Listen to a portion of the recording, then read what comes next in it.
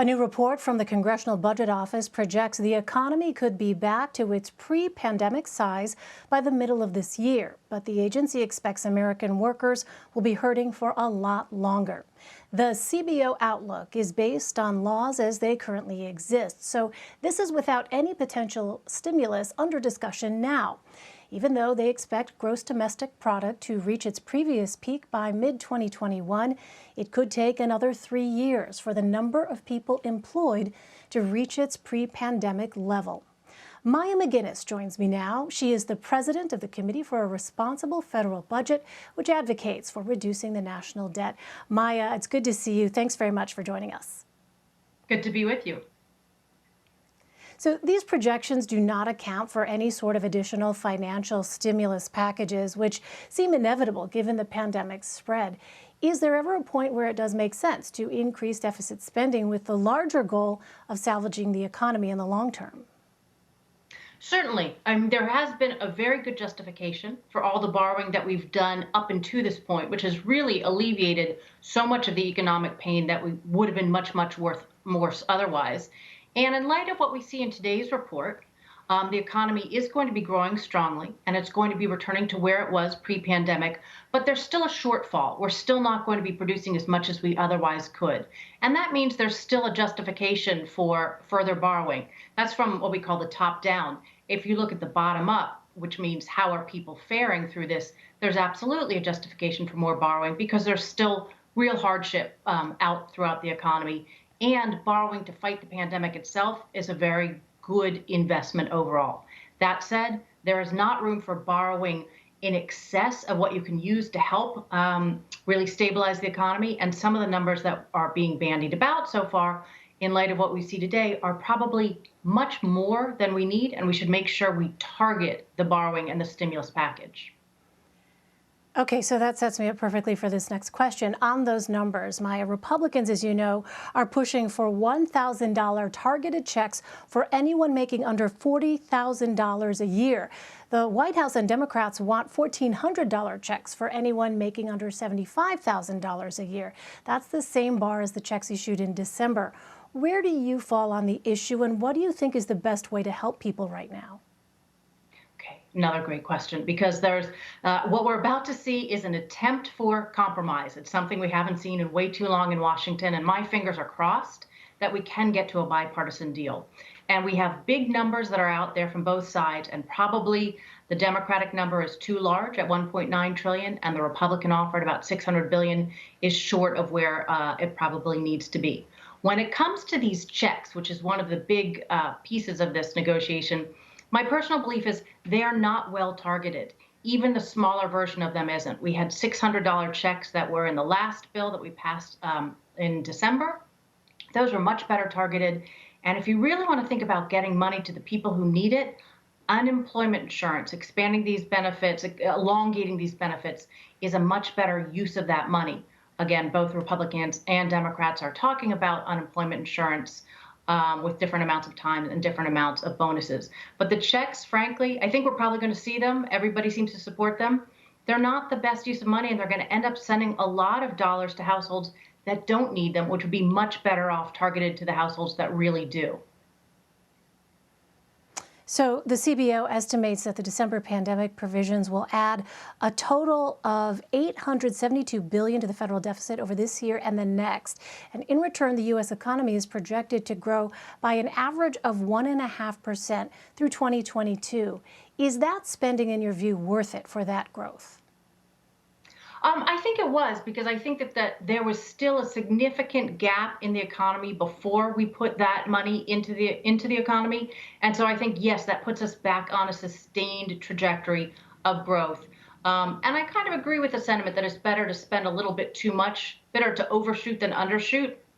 But it's not free, and you could have too much of overshooting. So I think what we've done so far has been about on target. The previous bill probably over the 3 years of the gap in the economy actually does more than we need to overall. But again, a little insurance on the upside, not a bad thing given how chaotic and really devastating what we're going through as a country.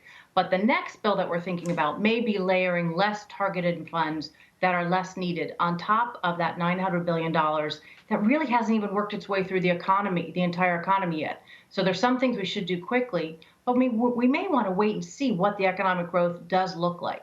I think one really notable thing is we, for all intents, appear to be out of the recession. So the economy is growing, and it's likely to start growing faster than it was going to be growing before, because it's coming from a much lower base, and the recovery period is now starting. And so that growth may be quite solid for the next few years. Fingers crossed. Earlier, Maya, you used the word bipartisanship. Overall, do you think that the current political landscape, less than a month after an attack on the U.S. Capitol, will actually permit lawmakers to rise to the challenge at hand here? I'll be blunt. I was really pessimistic going into all of this. It has been a number of months and years of really poor and failed and very few attempts at bipartisanship, which is something I think is absolutely necessary to get to the best policies and ones that are actually kind of structurally sound and lasting. That said, the work that I see coming out of the Senate so far is encouraging, and there's similar interest and efforts in the House, where there are a lot of members of Congress who did come here to govern and are sick and tired of being in their two camps and not being able to get anything done. But there is a lot of mistrust on both sides, from years of kind of party priorities taking place over compromise and policy, and they're going to have to work very hard to build back trust. It is easier to work together on policies where they're borrowing money. And again, we're talking about borrowing probably in the neighborhood of $1 trillion. And that makes it a lot easier to work together. A bigger test down the road will be once we work our way through this economic downturn, we will have a mountain of debt left to contend with. And hopefully we get bipartisanship now in helping fight the economic downturn. But even more challenging will be, can we get bipartisan efforts to work on fighting the fiscal challenges and bringing that debt back down in the longer term? Because those policy choices are actually much more difficult. But for the moment, they're working on it. I know there's a bunch of senators who'd like to see something get done. They do have some overlap in their interests. And so I hold out hope that they might, in an era of very little bipartisanship, be able to succeed. Speaking of difficult policy challenges, I want to ask you, Maya, about an opinion piece in the Washington Post from the co-chair of your committee, former Indiana Republican Governor Mitch Daniels. He argues the Social Security Administration should confirm what many Americans fear: the current system is unsustainable and cannot pay out its commitments. Now, the AARP projects that by 2035, the Social Security Administration will be able to pay out 79% of scheduled benefits. What realistically, Maya, do you think can be done? Well, listen, both what's going on in Medicare and Social Security is really one of the casualties in the lack of bipartisanship and functioning in Washington. And for not years, decades, actually, we've known that these problems exist, and our politicians have chosen not to take relatively small measures to address the structural imbalances in Social Security. You can do them on the tax side, you can do them on the spending side, you can do a combination of both. But instead, they have, frankly, demagogued the issue, tried to scare people about it, and taken no action whatsoever to strengthen up the program and shore up those trust funds. As a result, the changes that we are going to have to make, and we will have to make changes, the trustees are very clear about this in their annual report, they will be much more difficult. And whereas we could have made changes that really wouldn't affect anybody who depended on the program or caused much pain at all, every year we waited has made them more difficult. And so, yes, in the end, Social Security is on track not to be able to pay the benefit it owes. We may have to hike up taxes much more dramatically than we would have had to, or slow down benefits much more dramatically than we would have had to. We'll do something. We're going to, we'll have to. The trust funds will force those decisions.